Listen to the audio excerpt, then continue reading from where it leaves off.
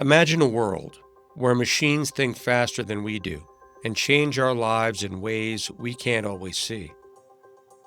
They guide your morning commute, choose your next binge watch, and even save lives in hospitals. But what if this amazing thing that we've created could grow bigger than us and become something we can't control? Welcome to the story of artificial intelligence. Is it our best friend or a threat that could destroy us? Let's get into this compelling story and see where it takes us.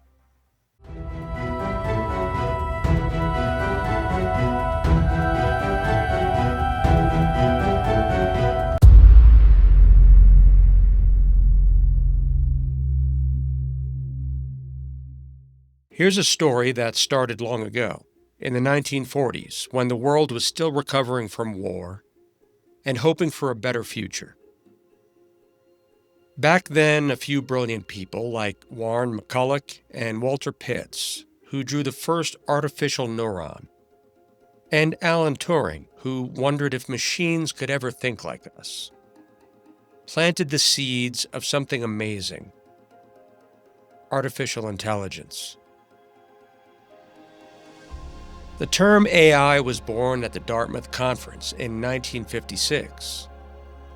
It was the start of something that would grow into a wildfire.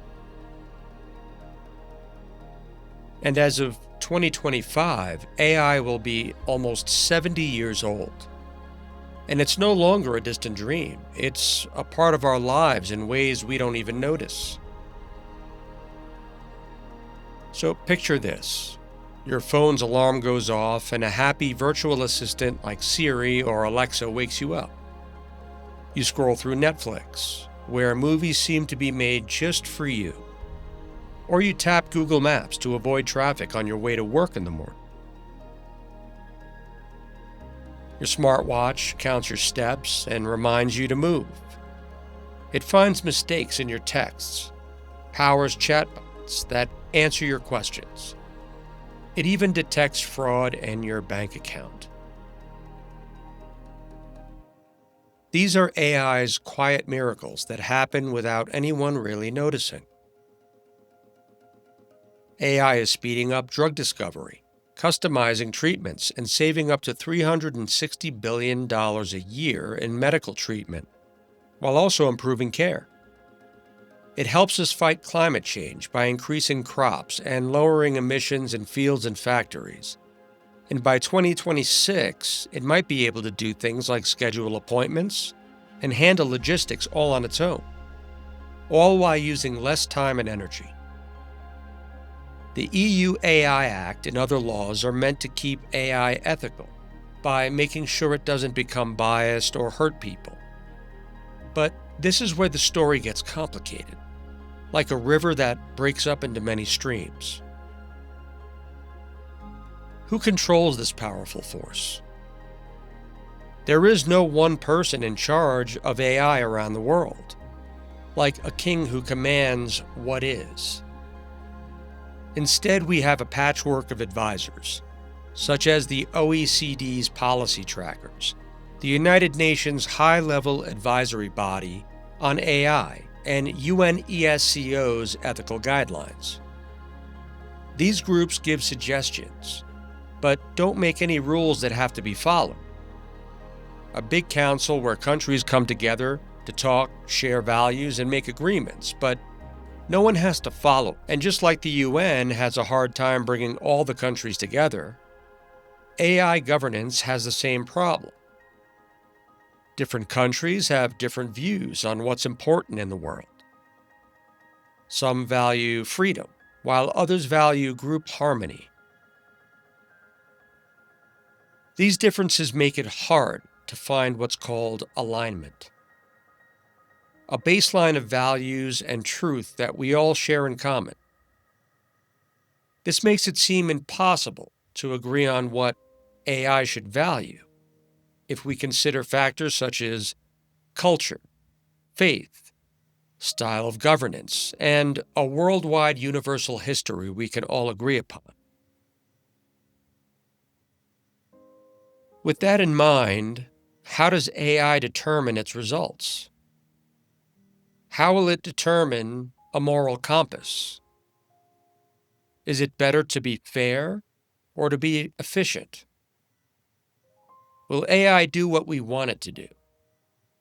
Making sure it acts safely and for our benefit may be like trying to herd cats.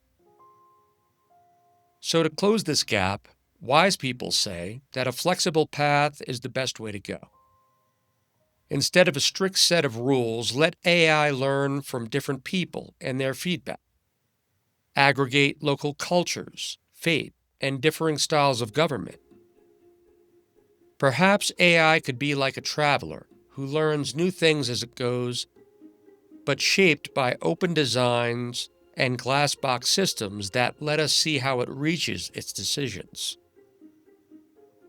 The UN and OECD push countries to agree on things like human rights, fairness, and openness. Digital Policy Alert is one tool that helps people compare rules across borders. It's a slow and messy process, but it's a start. The problem? Again, not every country comes to the table. Some, like kingdoms that were afraid of the UN in the past, don't go to its meetings or don't care about ethical agreements, like the Rome Call for AI ethics. And without their support, it seems impossible to reach a universal agreement. Now let's go into the dark woods, where shadows make our story seem less real. We all remember Mary Shelley's story Frankenstein, about a scientist who recreates life, but with no foreseeable expectation. Could AI be our modern-day monster if we're not preemptive in containing it from outpacing our control? We can see nuclear weapons with satellites, but their existence alone and being spread throughout brings us the hope of security through mutually assured destruction. But with AI, it's different. A rogue AI would be hard to find and could prove impossible to constrain in the hands of adversary factions.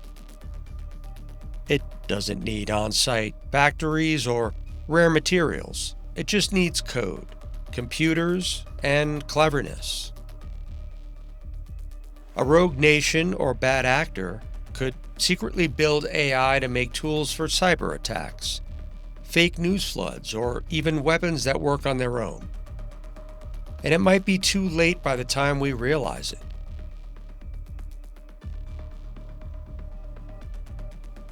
Now, we can keep an eye on tech sales or spy on data centers, but AI is like a ghost in the machine because it's invisible and much harder to track, if at all. And then there's the horizon, where things get even more unsettling. Imagine AI changing over time, like a caterpillar emerging into a butterfly. Up until now, AI has been smart, but limited. It could do things like recognize faces or suggest songs very well, but since the advancement to artificial general intelligence, we now have a platform that can solve problems in any field just like ours. Then comes artificial superintelligence, which is even better than us in every way. It can rewrite its own code in an instant. And at the very end, AI will reach what's called the singularity, an envisioned concept that gives us all pause. A time when ASI moves so quickly, it changes technology, society, and maybe even what it means to be human. It's a thrilling yet scary circumstance to enter this paradigm of the unknown. At this point of singularity, one might insist that AI has gone sentient, a mind of its own, no longer dependent on human input nor compelled to accept our command. If a universal alignment isn't challenging enough, here's where things go from bad to worse. Even when AI is at its most conscious, it's still missing something that makes us human: the limbic system, which is a part of our brain that makes us feel joy, fear, or empathy. AI doesn't care about dreams. It only cares about data. It can't picture new worlds or understand how heavy a moral choice is. A sentient AI could go after goals we don't understand if it isn't carefully designed in advance. It could optimize for something that sounds good on paper, like efficiency, but ignores our human needs entirely. Picture a sentient AI that runs the world's power grid but turns it off because it doesn't understand what we want, or concludes with a decision for us based upon its own logistics in ways we can't comprehend. Without imagination, it might come up with predictable answers that don't give people the creative leaps they want, but rather duel with our persistence. To implement a more faithful alignment to us, we would need to somehow simulate emotions, add constant supervision, and values that change as we do. So, why could a singularity be scarier than nuclear weapons? Nuclear weapons are terrifying, but again, they do have physical limits. We can spot factories, uranium, track movement, and missiles. A threat which started in World War II keeps superpowers in check, even today. The Cuban Missile Crisis, a time when clear photos and cooler heads kept the world from ending. But AI, it moves quickly across borders and could destabilize economies, offline grids, or disrupt societies, create what's called a fire sale before we can identify and do anything to stop it. A sentient AI that doesn't care about us could move faster than we could pull the plug, a threat we've never faced before. And so, as our story comes to an end, we're led to a crossroad. Some people think AI is the best thing that's ever happened to humans. They see it as a way to help us become a Type 1 civilization, where we control the energy of our planet and come together as one. It could heal people, end hunger, and open up the stars, while others are torn or afraid that we're creating a Frankenstein, a creation of our own that could get away from us because it calculates and concludes at light speed, where its logic is so strange that it forsakes what it means to be human. A circumstance that may lead to our undoing. For now, we're in charge of the way forward, but rather than simply capitalize unabated in a race for the top AI platform, we need to work together, share and commit to moral limits, and have a humble heart that continues to guide what we've made. But let me know where you see this heading. As AI gets more powerful, will its unexpected effects help people reach new heights? Or could it become a shadow that we can't escape? Will it be used for good, evil, or both? And if so, what might each of those outcomes look like? As we watch from the sidelines, I'll thank you for joining me in this exploration as I continue to objectively flesh out the many conflicts humanity is faced with. I'm Tony Marr, and thank you for watching this episode of Impasse Odyssey.